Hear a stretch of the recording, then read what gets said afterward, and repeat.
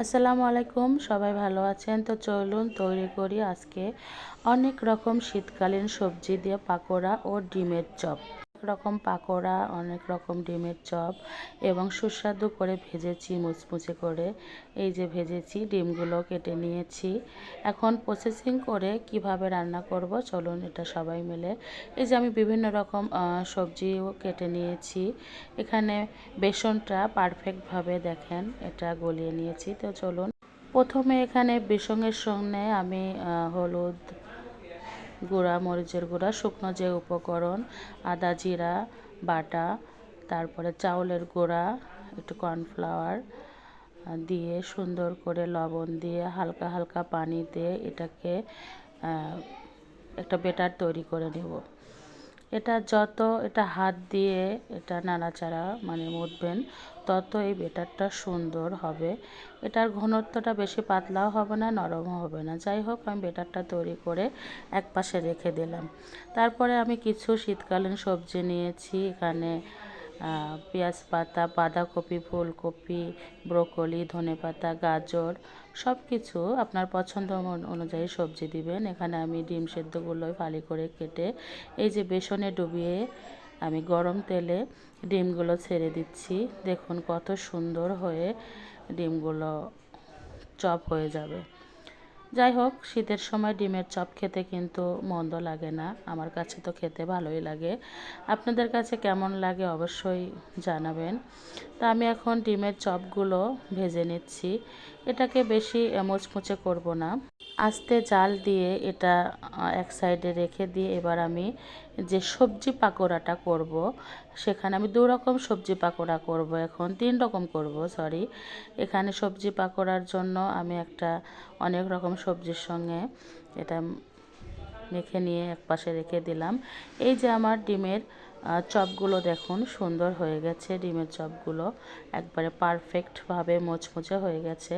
এখন এটা আমি উঠিয়ে রেখে অন্য পাশে যে আমি সবজিটা মাখিয়ে রেখেছিলাম সেটার সঙ্গে আরও একটু চাউলের গুঁড়া দিয়ে সুন্দর করে মেখে এটা এটা রোল আকারে একটু লম্বাটে করে রোলের মতো করে আমি গরম তেলে ভেজে নেব। যে দেখুন, তেলটা আমি আগেই ইন্ডাকশন চুলাতে গরম করে নিয়েছি। তারপরে সুন্দর করে এগুলো ছেড়ে দিলাম। চাউলের আটা দেওয়ার কারণে এটা অনেক মুচমুচে হবে, খেতে মাশাআল্লাহ অনেক সুন্দর হয়েছিল। দেখুন, এখন আমি এগুলো মুচমুচে করে ভেজে নিব। এটা যে কতটা সুন্দর ও লোভনীয় ছিল বলে বোঝাতে পারবো না। আচ্ছা, যাই হোক, যাদের বাচ্চারা সবজি খেতে চায় না তারা কিন্তু এভাবে তৈরি করতে পারেন।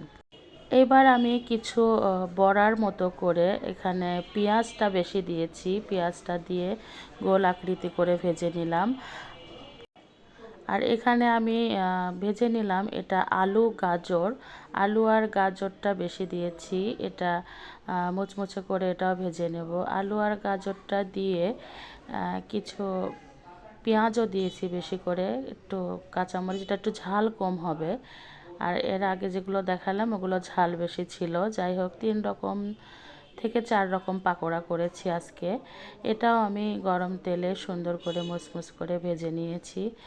তারপরে পরিবেশন করব। প্রথমে আমি ডিমের চপগুলো পরিবেশন করছি। দেখুন ডিমের চপগুলো কত সুন্দর ও লোভনীয় হয়েছে। এটা সহজ, বানালে সবাই পারে। যাই হোক, আমি একটু খেয়ে দেখলাম, মাশাআল্লাহ অনেক সুন্দর ও মজাদার ও জুচি হয়েছে।